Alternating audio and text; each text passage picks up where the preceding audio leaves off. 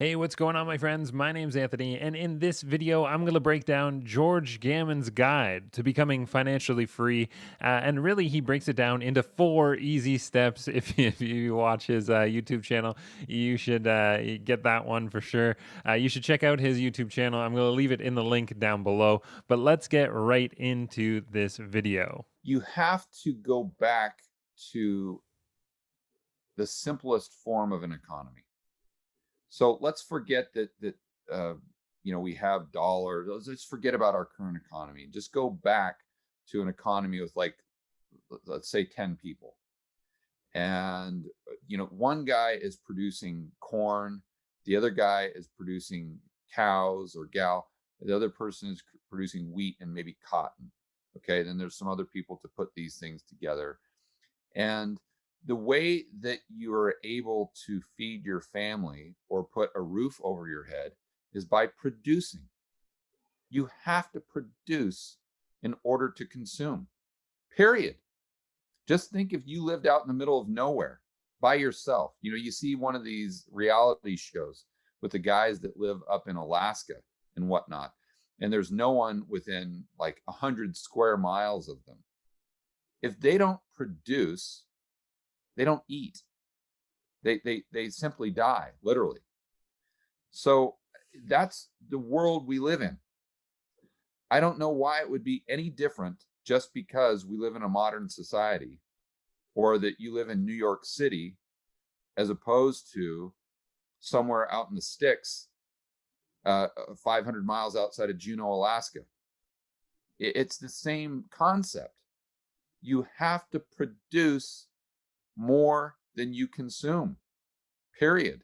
And it's the exact same thing with content. I mean, going back to that, with what you and I do, I mean, you and I read a lot, and I listen to a lot of audiobooks, and I consume a lot of content. But one of the things that I tried to do early when I started the YouTube channel is I tried to make sure that I was producing more content than I was actually consuming. And that's the way you grow a YouTube channel real damn fast. And I've obviously done the exact same thing. But people just, that's why self-reliance, I think, is so important, because at the end of the day, that's the only way that you can get ahead financially in a sustainable fashion. And it's not the only way that you as an individual can get ahead in a sustainable fashion, but it's the only way that we as a society can get ahead in a sustainable fashion. We cannot print our way to prosperity. We can't just create more currency units and become wealthier. See, what the problem with the mentality that people have around finance and economics is they associate a green piece of paper with purchasing power. That's not really true.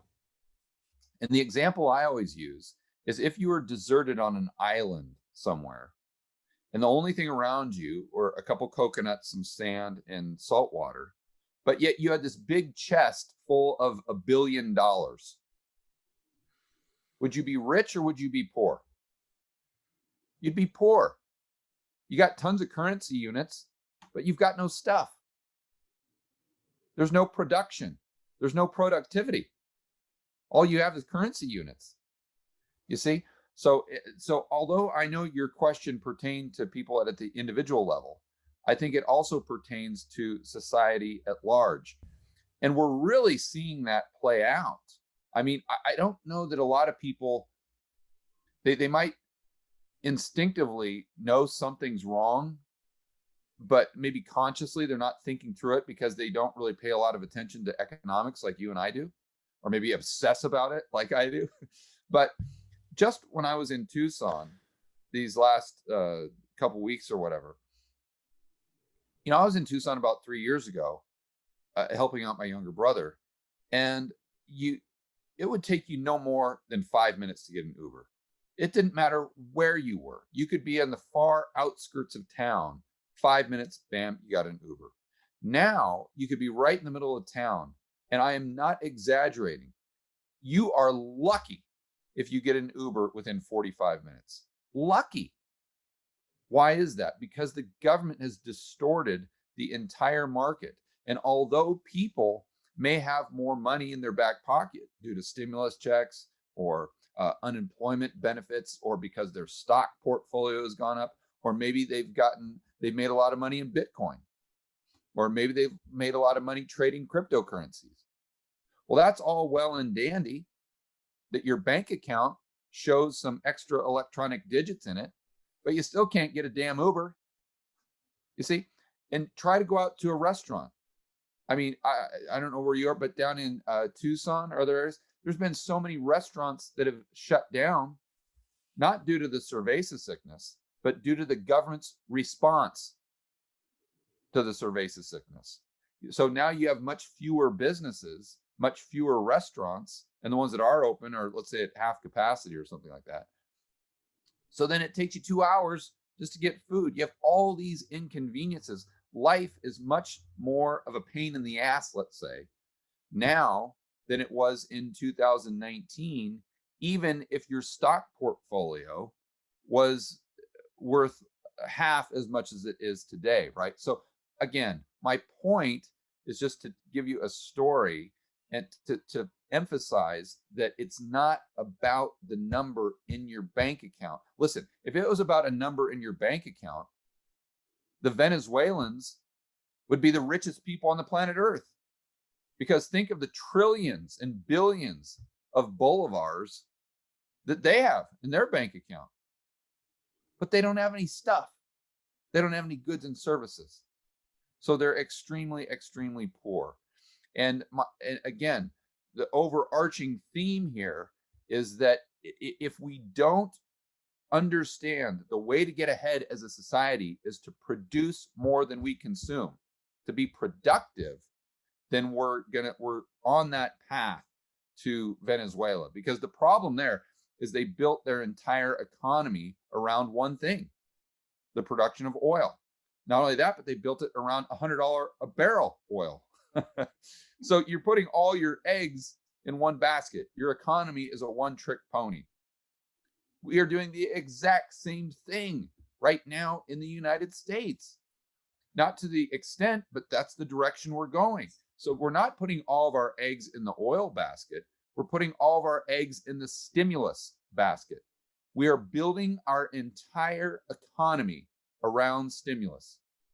So if we get to a point where that stimulus can't be done, whether we get into a political gridlock or we get inflation to where that you just can't keep printing all these new currency units because it exacerbates the problem, then you have the whole entire system implode in on itself. And that's the path that we're going on. But if people would just take that responsibility and produce more than they consume on aggregate total, that would get us out of this economic malaise we're in right now. And then, of course, the government would have to get out of the way as well. So I just want to go over like the 4 ideas that George kind of came out with in this conversation. This whole interview question wasn't even really about how to become financially free, but he broke it down in 4 easy steps, and he did it unknowingly. So this idea of producing in order to consume, it was just a straight cutthroat kind of thing. Produce before you consume. That was like main point number 1. This desert island theory I thought was super interesting. And this is like an interview you got to kind of go watch back like twice or maybe even 3 times. It's not about the number in your bank account. That was also a really important kind of point. And don't be a one-trick pony. So diversify your assets, spread them out over, a bunch of different things. So that way, if one thing fails, then you're not absolutely screwed.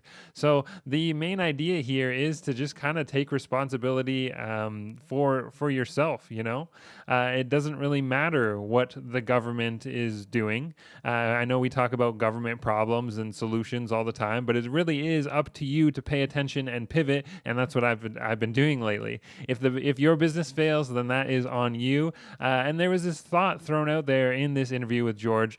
He says too many people think that we can just elect the right politician and get them to steal from the rich and give that stolen money to me. then I will be financially free. And that is just a terrible way to think about becoming financially free. But that's not going to stop governments from actually trying this. I know we got this new whole tax the rich kind of thing going on in the US. And I can guarantee you that once they start stealing from the rich, you can bet your bottom dollar that that theft will trickle down to the middle class and the lower class. And how they can do this is by continuously printing money. Because when you print money, the lower class is losing purchasing power, meaning that the value of those dollars that they're holding is going down and it's buying you less in the future. So, I mean, we've noticed this with food, right? We're going to start to notice this with gas. Gas is getting more expensive, and it's going to take you more dollars than it did, say, like a year ago. And that's because they're stealing the purchasing power, and that you won't get back.